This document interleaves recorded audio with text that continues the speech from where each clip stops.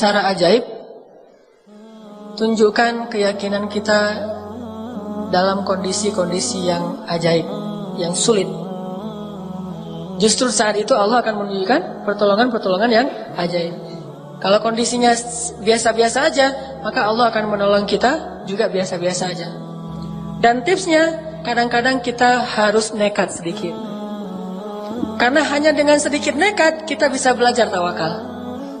Kalau semuanya harus dihitung logis, kapan kita akan belajar tawakal? Ini kayaknya nih kurang logis nih. Memang kita butuh hitung-hitungan logis, ilmiah butuh. Cuman sedikit nekat itu dibutuhkan juga. Harus dikombin nih.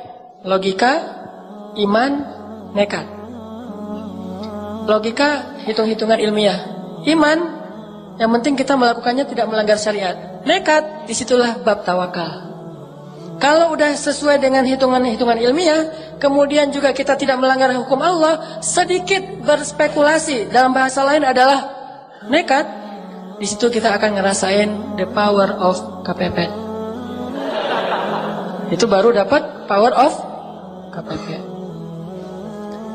Dengan kita sedikit nekat, kita akan tahu, oh saya mah nggak bisa ngandelin siapa-siapa kalau gini, cuma bisa ngandelin Allah Subhanahu Wa Taala. Begitu kita sekali berhasil mengandalkan Allah dan pasti berhasil, maka kita akan semakin yakin untuk terus mengandalkan Allah next. Dalam next kasus, next time, kita pasti akan lebih yakin untuk ngandelin Allah. Makanya saya hampir bisa dibilang agak nggak terlalu gampang galau kalau urusan pemeliharaan Allah. Gak punya duit, gak galau sama sekali. Saya pernah cerita juga, di Kairo kalau lagi gak punya duit, makanya minum air putih sama kurma yang udah berjamur gitu. Kurma yang udah agak-agak, udah lama gitu, udah lebih dari setahun udah berjamur, kan udah keras, ditaruh di air, direndam, kalau udah agak lembut baru dimakan. Tapi kalau lagi ada duit tadi, sehari 3 kali di restoran. Gak punya manajemen, baru ada manajemen pas udah nikah. Cie. Jadi ini yang saya bilang the power of doa. Doa itu luar biasa, bisa benar-benar bisa break the impossible. Sampai saya berada di Bandung ini juga impossible. Dulu bagi saya Bandung itu kota yang nggak mungkin saya akan tinggal di sana. Saya awal-awal datang ke Bandung, belum punya kerjaan sama sekali. Saya berdiri di sebuah tower. Saya naik ke sebuah tower di kota Bandung, terus saya bicara sendiri. Saya butuh waktu 5 tahun ya Allah, ingin bisa menjadi seseorang yang bermanfaat di kota ini. Kenapa saya naik ke tower? Bukan karena lebih dekat ke Allah. Karena kalau mau lebih dekat ke Allah, jangan naik ke tower. Sujud serendah-rendahnya. Makin rendah, makin dekat. Saya naik ke tower tuh cuma pengen menikmati kota Bandung. Melihat kota Bandung, wah Masya Allah, saya 5 tahun lagi nih harus menjadi seseorang yang bermanfaat di kota Bandung ini. Alhamdulillah setelah 5 tahun, Allah kasih kemudahan-kemudahan yang luar biasa. Dan hampir bisa dibilang saya datang ke Bandung juga nggak punya modal sama sekali. The power of kepepet. Di situ belajar tawakal pada Allah. Ya Allah, saya ini datang ke sini karena ingin beramal soleh, karena saya ingin lebih taat kepadamu, saya ingin berdakwah. Tapi saya nggak mau jadi guru tetap, Allah. Masih ada requestnya juga. Allah, saya kalau bisa jangan jadi guru tetap ya. Saya orangnya karena susah diatur, senangnya loncat sana loncat sini. Jadi kalau bisa yang bebas-bebas aja ya Allah. Gitu. Akhirnya diundang, alhamdulillah ngajar. Yang dulu saya pernah cerita, saya disuruh ngajar ceramah. Saya ceramah nggak bisa. Bisanya cuma teriak-teriak doang. Alhamdulillah bisa ngaji, tapi kalau ceramah nggak bisa. Awal-awal ceramah kebalik. Allah Sallallahu Alaihi Wasallam, Rasulullah Subhanahu Wa Taala. Kebalik. Saking semangatnya gitu, Rasulullah Subhanahu Wa Taala, Allah teh Sallallahu Alaihi Wasallam. Jamaah bingung, ini Ustaz dari Kairo Sallallahu Alaihi Wasallam kebalik. Terus bingung lagi nih, gaya siapa kalau mau ceramah? Gaya Agim aja lah. Halo? Betul tidak? Gitu-gitu. Waktu itu kan saya belum Sunda sama sekali, baru datang dari Aceh tiba-tiba ngomong bahasa Sunda, kan patah-patah banget tuh. Jadi orang yang dengar juga kasihan ngelihatnya. Aduh, kasihan ya misalnya. Udahlah kan, mereka mau dengar bukan karena enak ceramahnya, karena kasihan. Ya udah aja. Ternyata nggak nyaman gaya Agim. Saya ganti Zainuddin Amjad. Assalamualaikum. Nggak dapat juga. Nggak nyaman juga. Akhirnya be yourself no matter what they say lah. Akhirnya ceramah yang sebisanya saya aja. Udah mulai nulis-nulis buku. Nulis-nulis buku pertama, saya penulis, saya kulinya, saya direkturnya, saya yang ngejualnya. Saya nulis buku, judulnya Tadabbur Al-Quran. Terus saya kirim ke Sumatera, ke Kalimantan, ke teman-teman Kairo yang udah pulang. Ngirim pakai bus, terus juga pakai beberapa paket yang ngirim keluar kota. Bawa pakai dus Marlboro gitu kan, buku kan berat tuh kalau pakai dus Marlboro. Saya angkat sendiri di Soekarno Hatta. Wah, ternyata itu penulis bukunya. Angkat buku, nih saya mau ngirim ke buku apa nih? Buku tentang Tadabbur Al-Quran. Oh ya, siapa penulisnya? Hanan At-Taki gitu. Oh ya, padahal saya jualan di book fair. Kan ada book fair di Braga dulu tuh, Islamic book fair. Jualan, alhamdulillah dari percikan imannya Pak Amiruddin ngasih satu space buat saya display buku saya. Saya bikin X banner, saya bawa naik motor hujan-hujan pakai jas hujan gitu, turunin buku basah-basah, naruh disusun-susun. Setelah disusun-susun saya balik lagi ke toilet, ganti baju yang agak-agak keren gitu seolah-olah penulis, baru balik lagi. Saya udah pakai dasi gitu, udah penulis gitu kan. Pas orang datang, "Ah, ini buku siapa?" Ini wajahnya mirip. Jadi di cover buku itu wajah saya paling gede tuh. Tulisannya kecil, yang penting wajah saya. Biar orang, kan lagi pencitraan, pengen terkenal, namanya juga pengen terkenal, jadi wajahnya gede, judulnya kecil. Pas orang lihat, ini buku siapa yang nulis? Mirip. Oh iya, ini penulisnya minta tanda tangan. Dari situ mulai banyak acara, udah gitu bikinlah beberapa lembaga. Dari situ saya mencoba, itu awal saya ngerasa feeling guilty kan. Kok saya belajar jauh-jauh cuma untuk ngajar-ngajar gini, terus dibayar? Saya harus bikin dakwah yang saya nggak dibayar. Akhirnya setelah 7 tahun kayak gitu, Allah kasih ilham, muncullah Pemuda Hijrah. Dan saya merasa dengan Pemuda Hijrah ini hilang sedikit feeling guilty-nya, karena bisa berdakwah yang tidak ada lagi orientasi apapun selain pengen berkhidmat kepada agama Allah Subhanahu Wa Taala. Tapi itu perjalanan semuanya tidak akan terjadi kecuali dengan doa. Kalau ngandalin ilmiah, nggak kayak gitu. Ilmiahnya harusnya saya pulang dari Kairo tuh udah di Banda Aceh aja. Ngapain jauh-jauh ke Bandung? Atau ilmiahnya saya nggak usah ke Kairo, udah aja sekolah di Banda Aceh atau kuliah di Banda Aceh. Tapi nggak pakai ilmiah doang, pakai iman, pakai rububiyah, pakai keyakinan bahwa Allah yang di Indonesia dengan Allah di Mesir sama. Sedikit nekat kadang dibutuhkan. Jadi kalau kalian mau melihat keajaiban, jangan cuma ngelihat Instagramnya, datang ke rumahnya. Lihat Instagram 1, ngepoin lagi Instagram kedua, sampai 10 Instagram dikepoin, tapi nggak ngelamar-lamar, itu nggak ada keajaiban. Mau ngelihat keajaiban, ini rumahnya di mana? Udah aja di komen, Neng rumahnya di mana? Saya mau datang, udah aja kayak gitu. Tunggu aja keajaiban. Keajaiban apa? Di blok sama dia. Gara-gara nggak bisa masuk lagi Instagram. Kenapa saya di blok? Kayak orang aneh kata dia. Tapi kan namanya juga usaha kan, jangan menyerah. Ulangi lagi komen di berikutnya sehingga kita terkenal komentator yang paling banyak menghampiri akun-akun yang keren-keren. Komen di situ.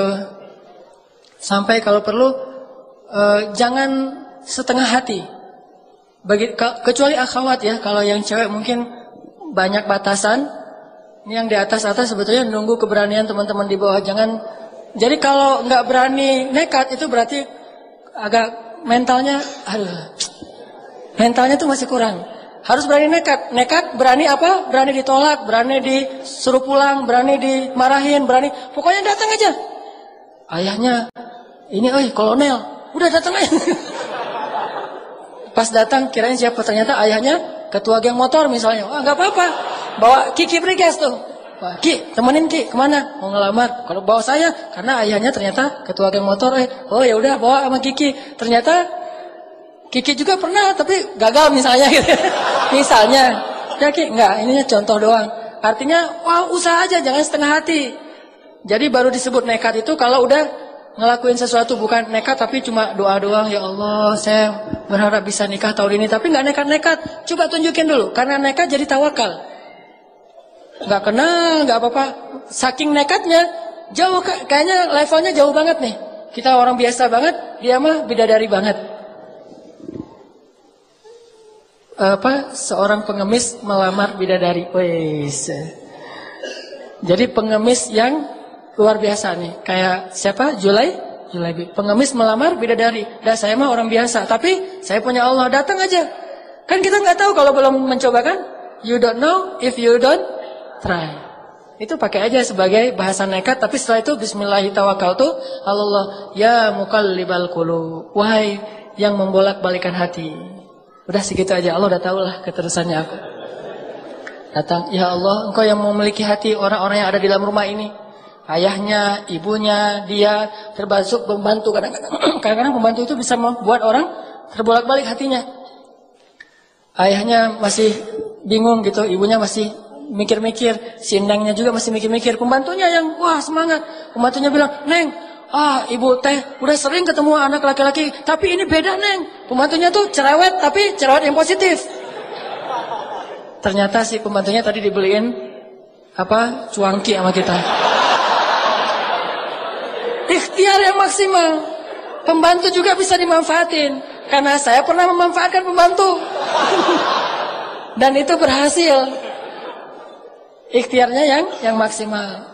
Kita nggak akan tahu kalau kita belum mencoba. Doa terus ikhtiar. Ikhtiarnya tadi bawa cuangki, bawa nasi pecel kasih ke pembantu. Bu, dari mana?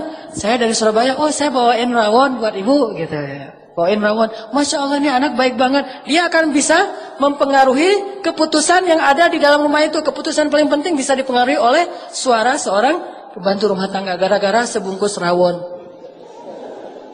Itu ikhtiar dulu. Jangan udah belum apa-apa, saya mah kayaknya enggak ini. Laksanakan aja dulu. Ikhtiar kerja juga gitu, harus sedikit nekat. Karena dulu saya pernah bisnis beberapa usaha kecil-kecilan, bukan bisnis, usaha. Bisnis mah kayak gaya usaha lah. Usaha kecil-kecilan, bikin kayak cabang-cabang kios pulsa gitu. Itu berawal juga dengan kenekatan. Pokoknya saya mau bikin itu aja, jual beli mobil second juga dengan kenekatan.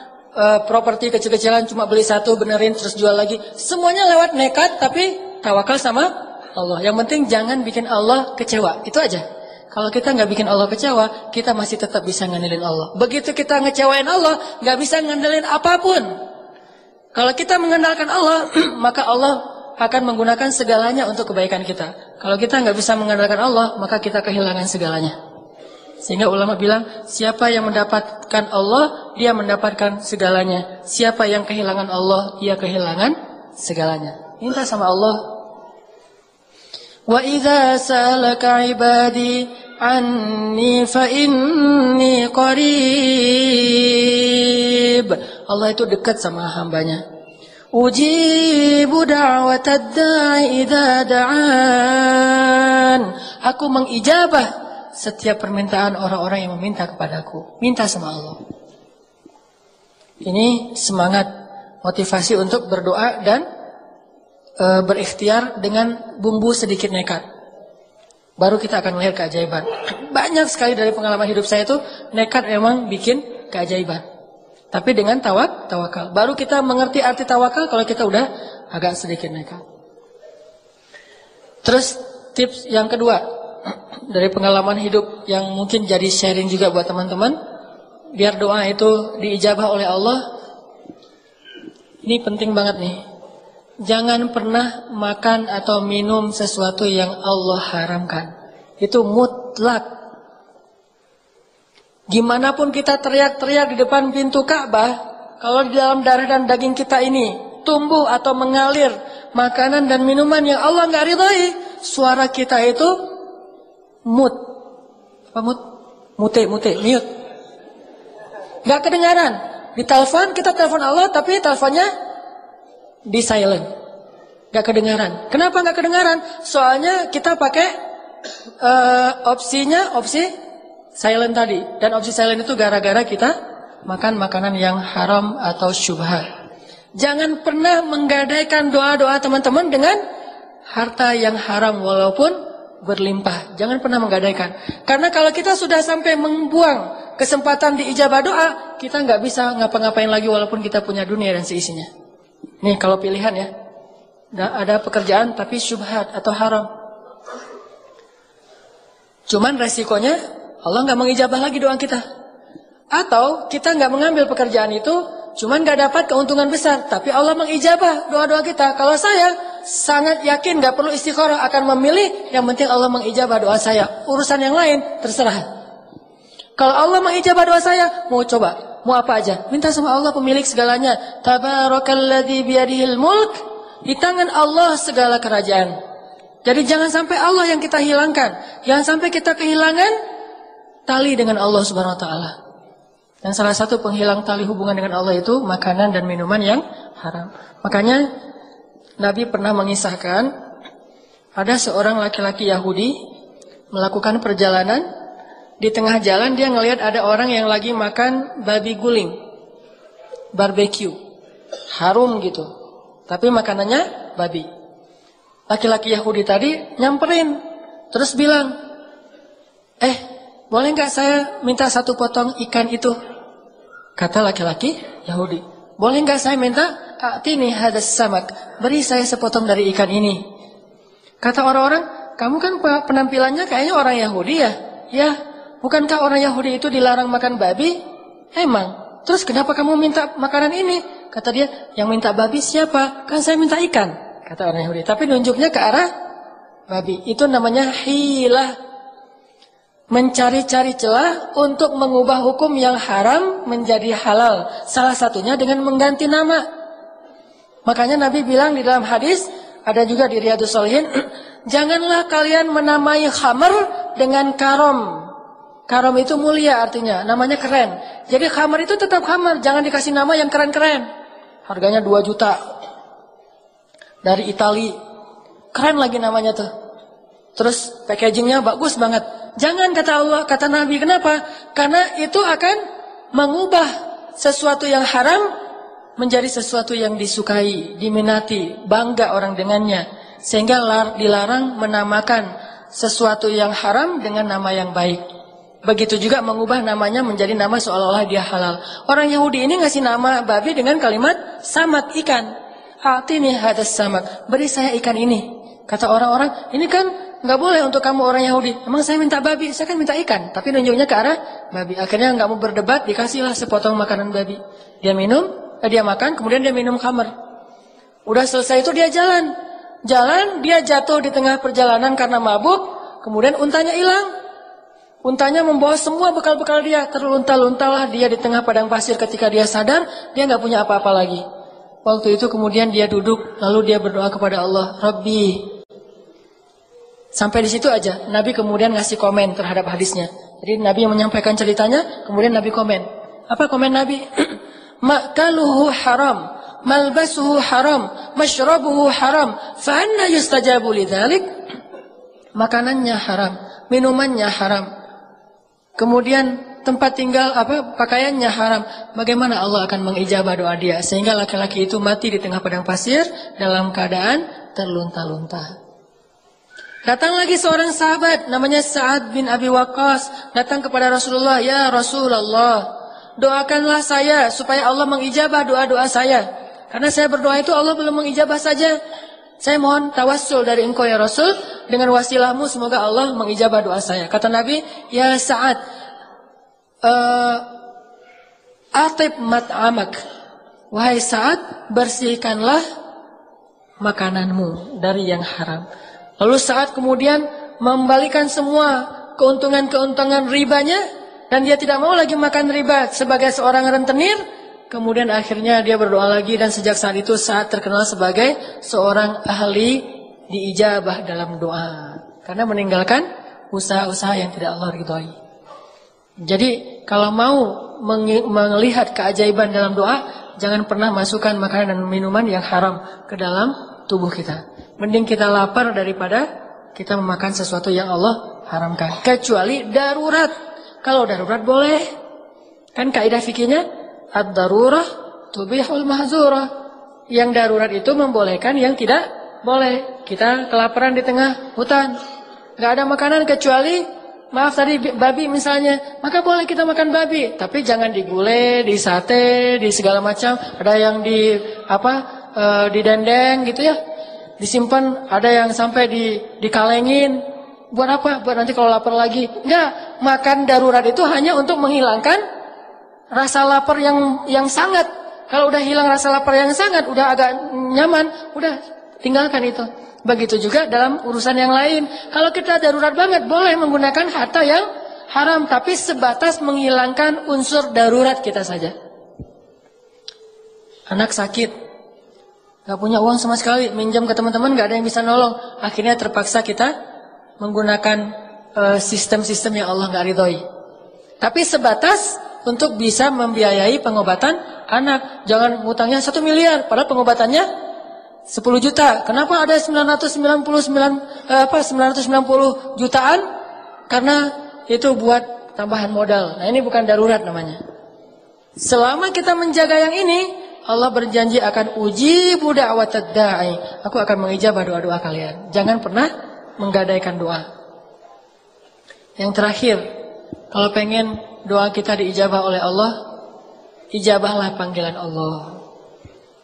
Falyastajibu li wal yu'minu bi la'allahum yarshudun.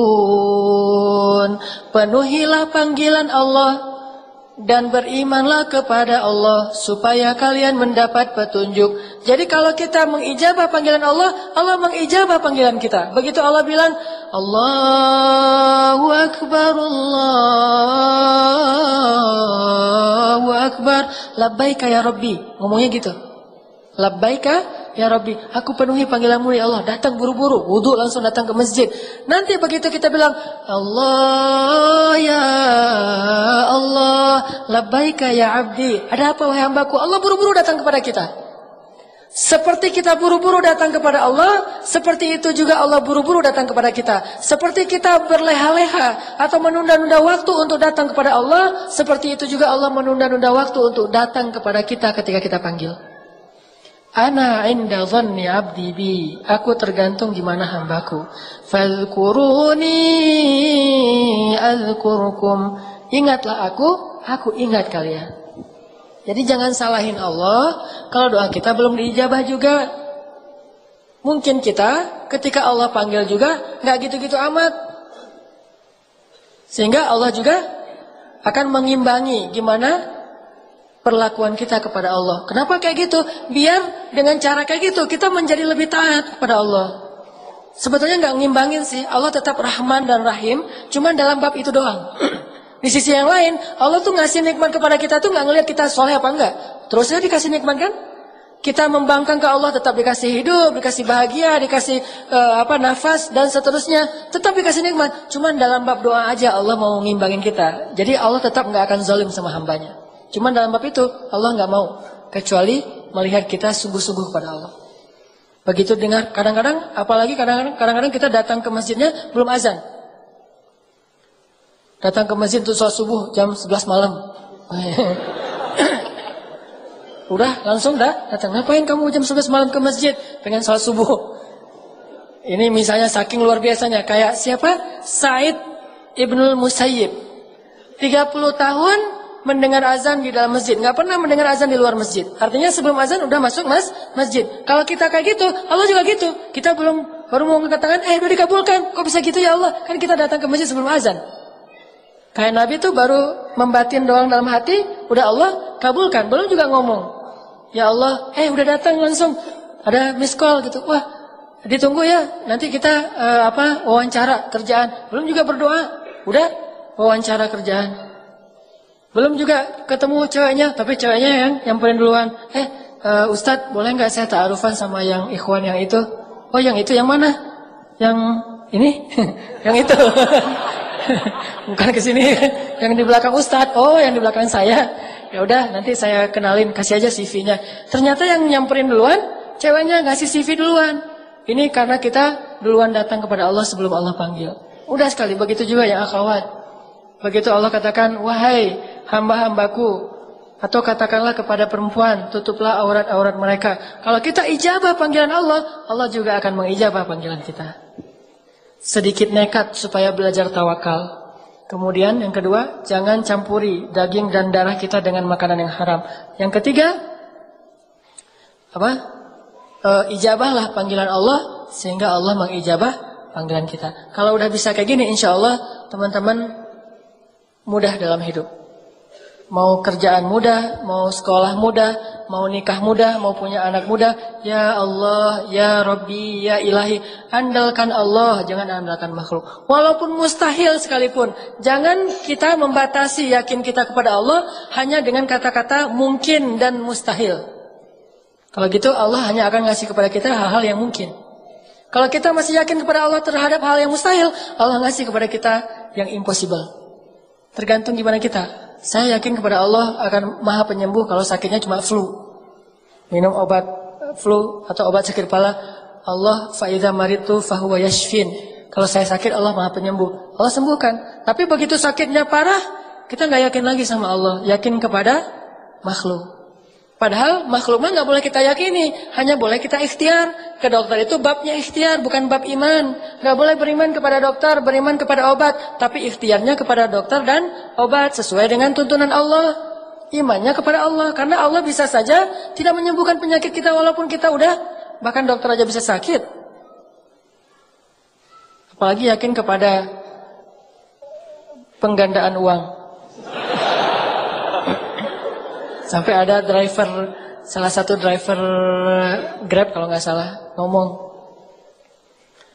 Kang, itu ada juga ternyata di Jawa Barat ya, yang bisa menggandakan uang. Sama kayak yang Kanjeng, bisa menggandakan uang katanya. Saya jadi galau, karena kalau bisa kayak gitu saya senang banget. Mending saya nggak usah jadi driver Grab lagi, saya mah ke situ aja.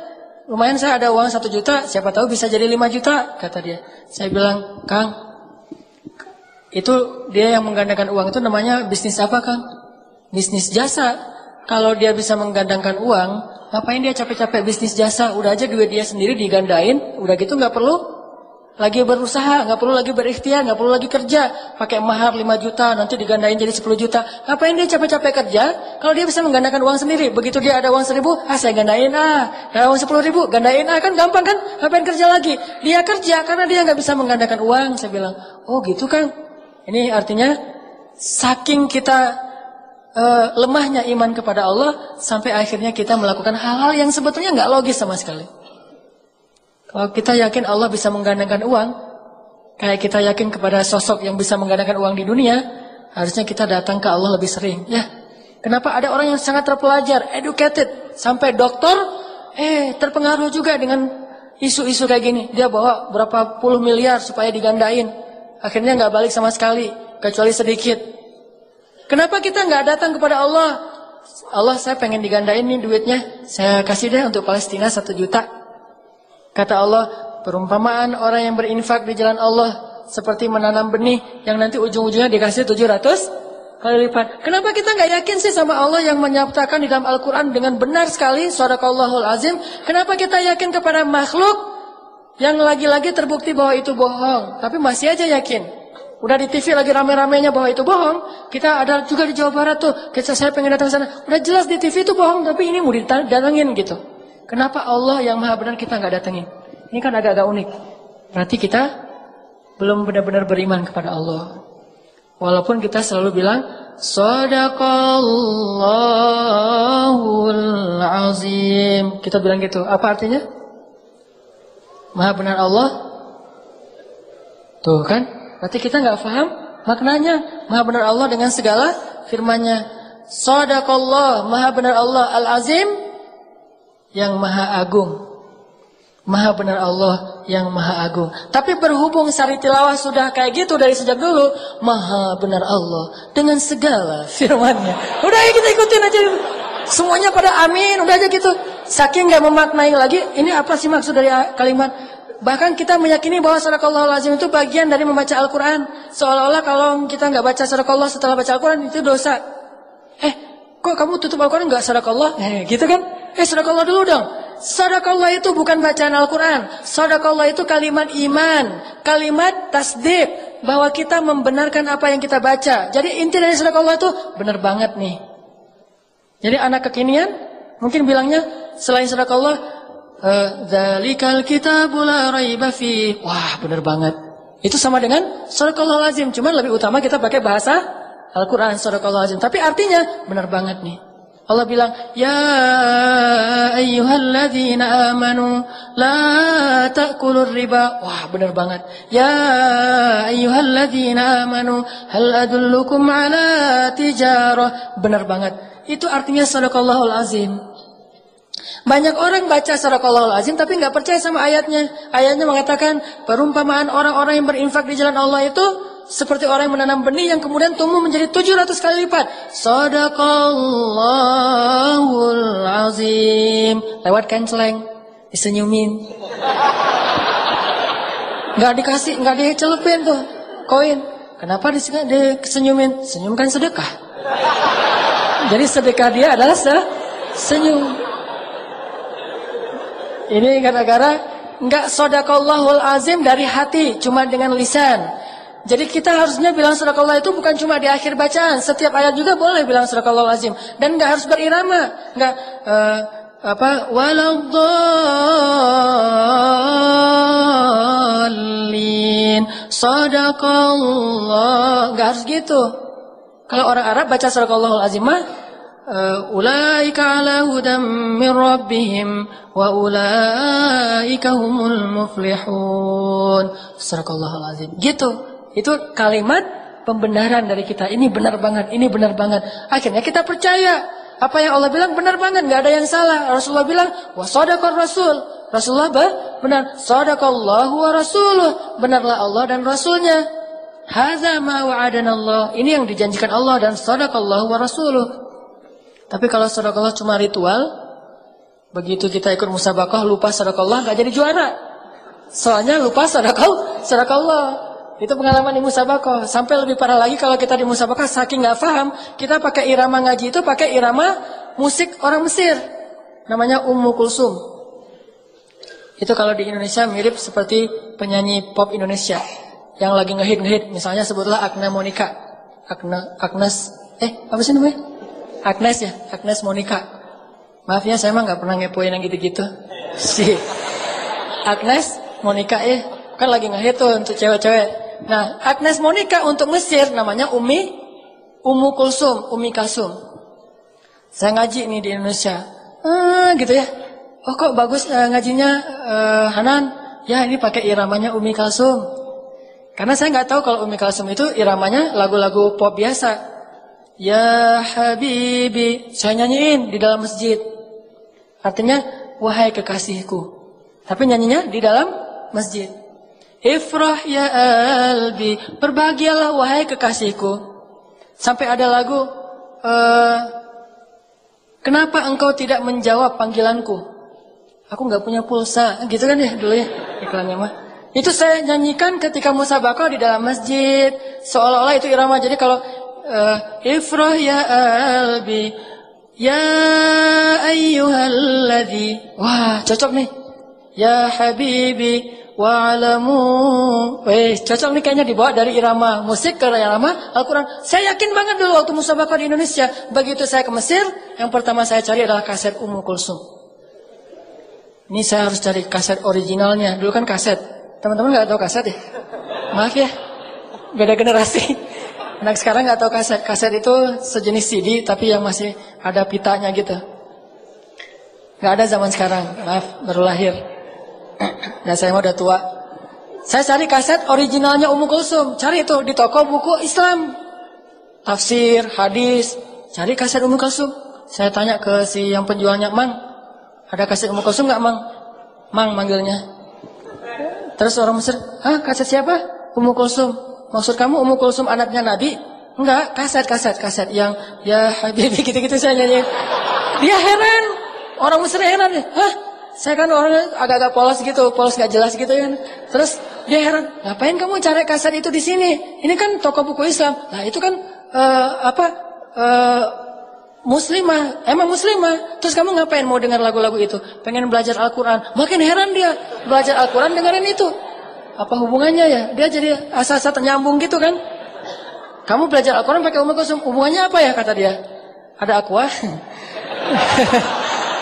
Terus saya bilang, lah kan irama-irama Ummu Kulsum itu bagus dipakai ngaji. Langsung dia bilang, ma'azallah. Ma'azallah itu kalau bahasa kita mah, a'udzubillah. Dia langsung heran. Auzubillah minasyaitonirrajim, kata dia. Kenapa kamu bilang saya syaitonirrajim? Ya akhi, kata dia. Umm Kulsum itu lagunya lagu umum. Irama musik-musiknya irama musik-musik yang cuma cinta-cintaan. Ini bukan urusan fikih ya, tetapi itu bukan bacaan Al-Quran. Jadi kamu jangan belajar dari musik itu. Kalau musik mah musik aja, tapi jangan dipakai musik untuk baca Al-Quran. Oh gitu ya, saya baru ngerti. Astagfirullahaladzim, a'udzubillahi minasyaitonirrajim dong kalau gitu. Gara-gara saya salah paham. Saking kita nggak menghayati apa yang kita baca. Akhirnya kita bawa-bawa Al-Quran, dicampur adukan. Padahal Al-Quran aja, musik-musik aja, main-main aja. Sehingga kalau kita campur adukan, kalau di anak skate itu mirip-mirip dengan istilah why I don't skate. Dia bukan anak skate, tapi pakai baju tracer misalnya ya. Bukan anak skate, tapi pakai DC gitu. Kena deh saya sendiri. Bukan anak skate, tapi pakai baju DC. Bukan anak pantai, misalnya pakai rip curl, tapi rip curlnya yang paling gede tuh. Kalau perlu yang kelihatan dari jauh itu cuma rip curl, orangnya nggak kelihatan. Saking pengen diakui sebagai anak pantai, anak Quicksilver, anak apa? Kalau skate mah mungkin anak DC, atau kalau anak basket sebutlah mungkin Nike gitu-gitu. Karena dia memaksakan ini. Kalau ternyata bukan kayak gini cara belajar Al-Quran, baru saya kemudian belajar Al-Qurannya dengan tadabur, dengan hati. Ternyata baca Al-Quran yang paling tepat itu dengan hati, bukan dengan irama. Irama gimana pun suara kita bagus, kalau nggak dari hati nggak kena. Tapi kalau suara dari hati, walaupun suara kita agak-agak parah, insya Allah kena. Kena orang nggak jadi kena di hati orang insya Allah ya. Jadi Shadaqallahul Azim itu membenarkan. Kita sering bilang Shadaqallahul Azim, tapi ayatnya kita nggak beriman, sehingga kita nggak mengamalkan, nggak berdoa dengan ayat itu. Berarti Shadaqallahul Azim kita cuma di lisan saja. Yakin, saya yakin insya Allah, kalaupun nggak dibilang 100%, tapi saya sangat yakin yang membuat saya sampai tidak perlu galau lagi. Kalau ada masalah, saya bisa bilang ke Allah. Sebagaimana kata Umar, wahai diriku, kalau kamu punya masalah jangan bilang ya Allah saya punya masalah besar, tapi bilang wahai masalah saya punya Allah yang maha besar. Serahkan kepada Allah. La tahzan, innallaha ma'ana.